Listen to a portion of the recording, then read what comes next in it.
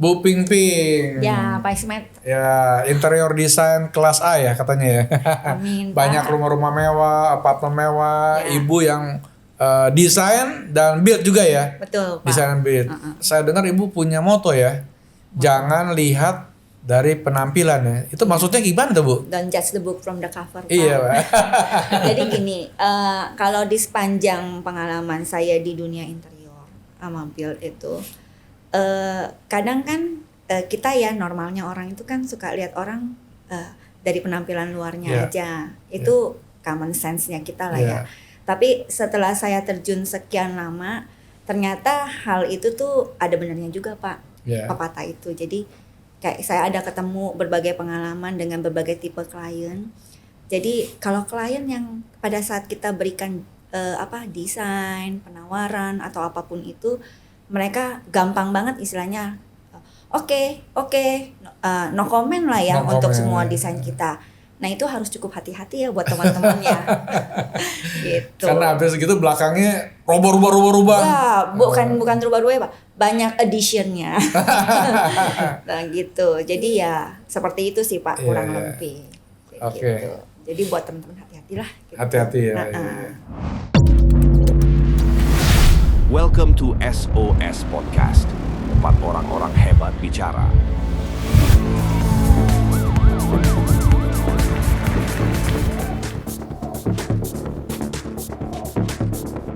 Welcome to SOS Podcast, Synergy Open Talk Sessions, tempat orang-orang hebat bicara. Ya, Bu Ping Ping ya, tadi menarik ya, tadi pengalaman tadi ya. Nah, saya mau tanya, ini udah berapa lama ya Ibu berkecimpung di dunia interior ini? Kalau benar-benar berkecimpung sendiri, itu dari saya single itu udah hampir 22 tahun ya Pak. Wow. Sampai 2024 kemarin. Dan apa yang buat Anda tertarik di bidang ini ya? Udah lama, 22 tahun itu berarti udah ada passionnya loh itu.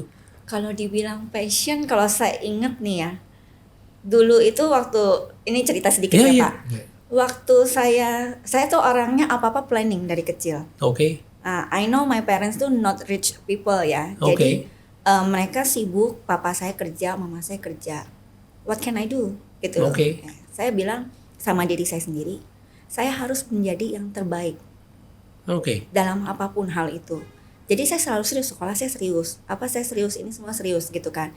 Nah pada saat saya masuk ke jenjang SMA, saya bilang sama papa saya, "Pa, two choices ya. Dulu zaman kita cuma IPA IPS nih." Saya bilang, "Aku mau masuk IPA. Why? Kalau aku nggak become dokter, aku arsitek." Aku sudah ngomong seperti itu. Waktu itu kayaknya fakultas seni rupa tuh belum ada. Zaman itu ya. Zaman itu. Terus, nah pada saat saya lulus tuh baru buka berapa tahun di Untar. Tahun 94 Untar buka, 97 saya masuk. Nah itu saya bilang sama papa saya, "Pak, aku lolos dua-duanya nih." Sebenarnya saya dapat PMDK. Saya dapat PMDK ke Universitas Negeri, tapi jurusannya bukan yang passion saya. Jadi saya nggak ambil. Jadi saya daftar Untar, dua-duanya saya diterima, tapi papa saya nggak kasih. Saya sedih sih Pak Ismet. Sampai akhirnya tuh saya jalanin di perkuliahan yang tidak saya sukain, tapi saya tetap memberikan yang terbaik sih. Di semester kedua papa saya ngomong, "Ping, kalau mau pindah, kamu pindah aja." Langsung saya nggak ikut ujian negara, saya langsung masuk Untar. Dan saya langsung. Nah itu jadi passion saya. Kenapa? Saya baru menyadari pada saat saya kumpul dengan teman-teman masa kecil saya atau apa, mereka tuh yang ngingetin saya loh. "Pantes kamu bisa jadi desainer interior." Lu inget gak? Inget apa? Dari kita kecil kalau pelajaran yang namanya art and craft, aku tuh merintilnya tuh sampai detail. Oke. Dan untuk yang urusan art itu aku tuh bener-bener optimal banget, maksimal banget. Pokoknya very very detail. Temanku ngomongnya kayak gitu. Ya pantas lah, maksudnya mereka ngomong pada saat kita ketemu nih udah pantas lah kalau emang sekarang you jadi seorang desainer interior. Mereka ngomong gitu. Bukan hanya desain interior ya. Ya saya enggak. Tapi desain interior kelas A. Itu. Karena detail. Iya detail. Jadi ya kayak gitu. Jadi nggak salah Pak Ismet ya? Ya kalau dibilang passion ya nggak sengaja terbentuk, dan itu memang saya tanpa sadari sih sebetulnya. Ya itu jadi. Ini mungkin pertanyaan lebih internal ya, lebih in-depth ya. Ini begini talent apa enggak sih? Aku bisa bilang ya, bedanya ada talent dan tidak talent kalau orang terjun ke dunia interior ya. Kalau dia ada talent, dia jalannya cepet Pak, kayak jalan tol. Tapi kalau orang yang nggak ada talent, dia mesti work hard. Bukan nggak bisa ya. Work lebih hard, lebih kerja keras. Karena pada saat orang punya talent dan tidak punya talent itu jalannya kan beda pasti. Betul. Gitu. Kayak gitu sih bedanya. Jadi saya nggak bilang kalau you nggak punya talent, lu nggak bisa terjun di bidang itu. Kadang orang nggak punya talent di situ tapi dia suka dan hobi. Nah itu bisa jadi juga. Gitu. Ini kan udah 22 tahun ya, kira-kira ya. Jadi yang Anda dapat itu kepuasan atau apa misalnya? Dalam mendesain itu apa yang dilihat?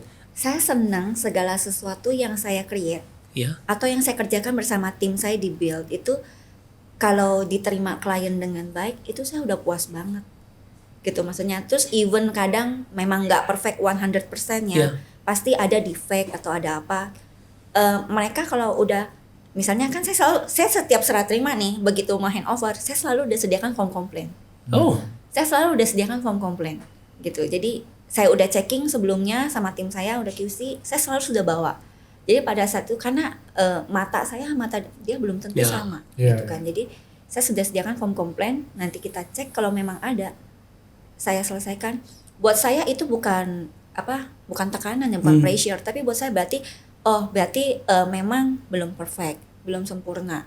Nah, itu selama ini yang kalau Bapak bilang apa yang menjadi saya merasa kalau pada saat mereka komplain, saya senang hasil kerja saya dikomplain. Berarti ada something yang belum mencapai sempurna gitu loh. Jadi itu buat saya juga sama tim perbaikan. Yang you anggap itu bagus itu adalah kalau misalnya dia datang nih kliennya bilang nih, saya suka model ini, tapi menurut you enggak cocok, you kerjain apa enggak? Belum tentu. Belum tentu. Jadi gini, karena menurut saya klien itu, saya nggak tahu ya, kalau interior designer atau orang bekerja seni itu biasanya kan idealis. Ya, apa yang maunya dia tuh ya dia yang harus kasih ke klien. Kalau aku agak beda Pak. Gitu. Jadi misalnya Pak Tommy datang ke saya sebagai klien. Kamu suka gelas ini. Tapi sebenarnya version aku nggak terlalu suka gitu loh.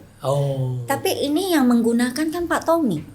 Iya betul. Nah benar. Gitu itu loh. Saya. Jadi saya akan berusaha mencoba menggali Pak Tommy. Kenapa kamu suka ini? Ya.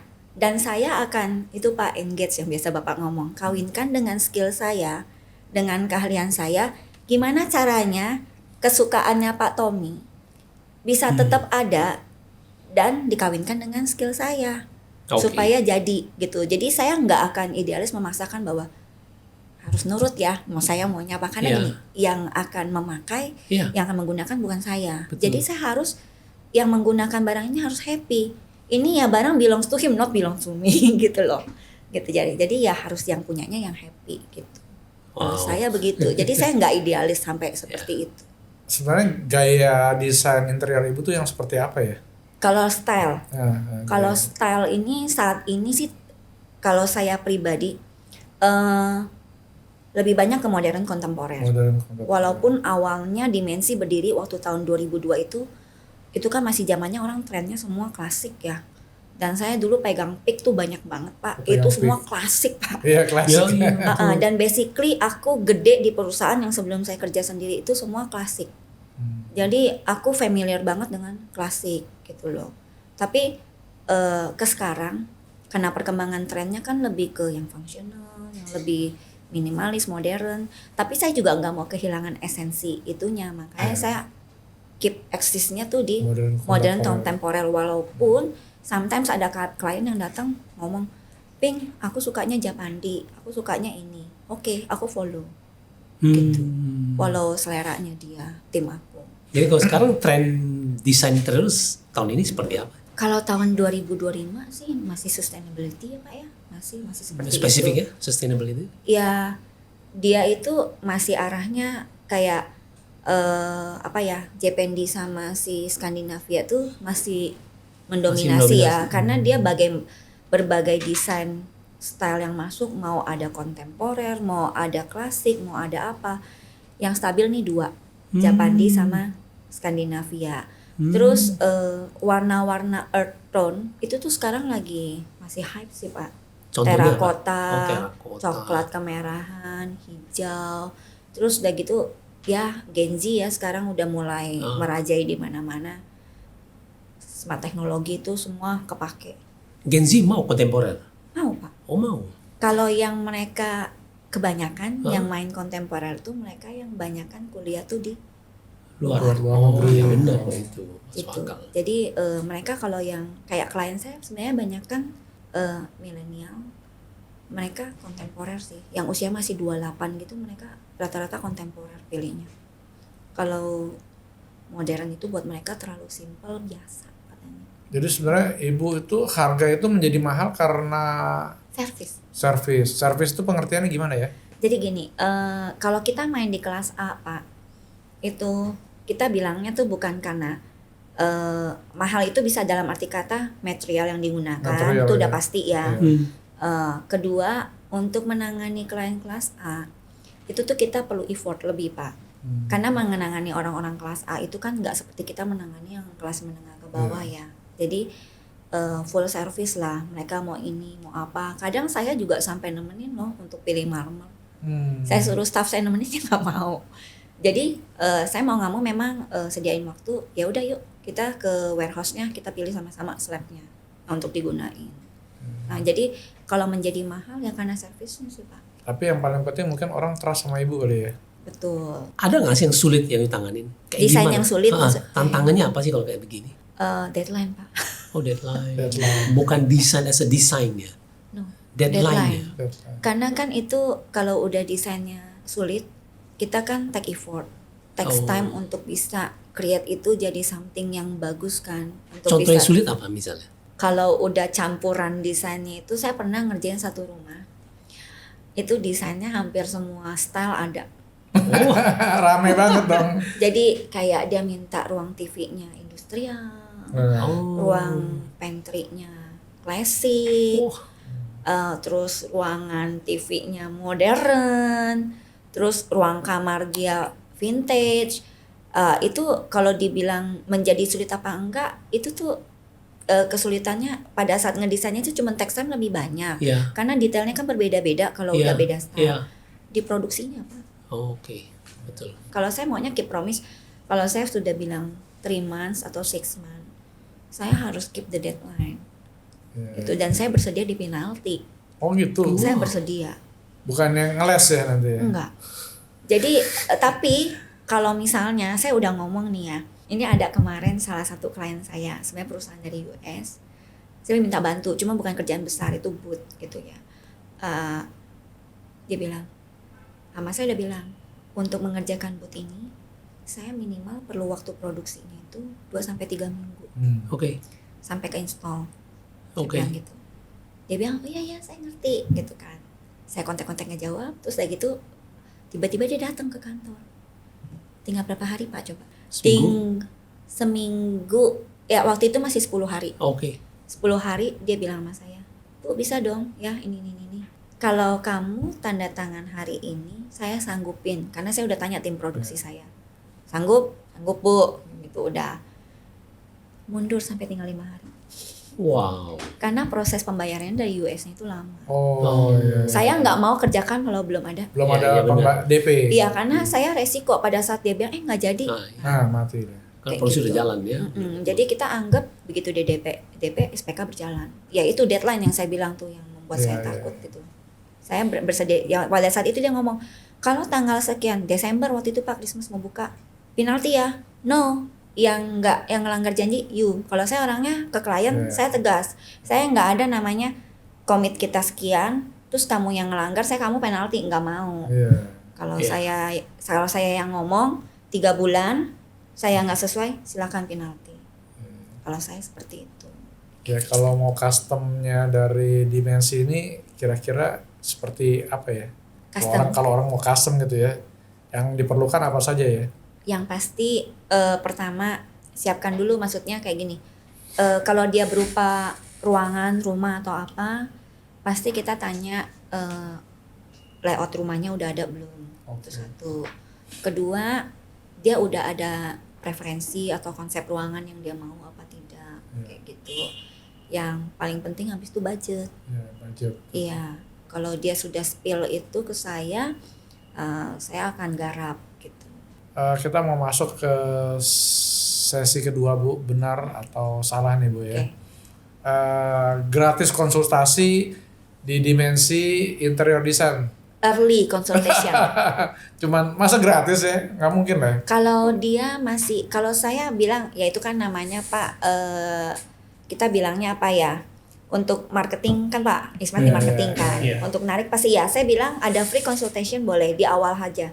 Tapi begitu dia sudah mulai masuk ke konsep itu sudah berbayar. Tapi pada saat Pak Ismat datang ke saya cerita ini, saya welcome, saya akan ngomong, oh Bapak silakan ini. Tapi begitu dia masuk tahap lebih lanjut, nah itu akan saya charge. Dimensi interior design sudah menangani lebih dari 1.000 proyek. Belum lah Pak, belum sampai, masih ratus juga ada banyak ya. Ya karena kan kita B2C ya Pak banyakannya. Yang ketiga, desain interior Skandinavia paling populer di Indonesia saat ini, benar atau salah Bu? Betul. Kenapa Bu? Simple Pak. Simple, fungsional. Terus dia kan light ya, kesannya ringan di ruangan. Jadi untuk trennya kalau Skandinavian sih yang tadi saya bilang di awal waktu Bapak tanya tren 2025 nih. Japandi sama Skandinavian stabil, nggak akan. Tema alam masih jadi tren untuk interior. Kenapa? Kita habis COVID kan kemarin, orang tuh lebih perhatiin masalah kesehatan, masalah ventilasi, tanaman apa. Orang tuh lebih care banget sekarang untuk masalah itu.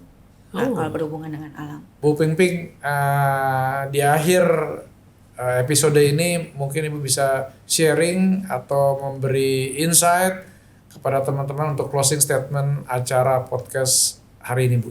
Buat teman-teman interior design, arsitek ya semua, dari saya pesan-pesannya adalah kalau kalian punya klien ya layanilah dengan hati kalian. Nah itu salah satu yang selama ini saya jalanin. Jadi mau kliennya seperti apa, give your best gitu loh.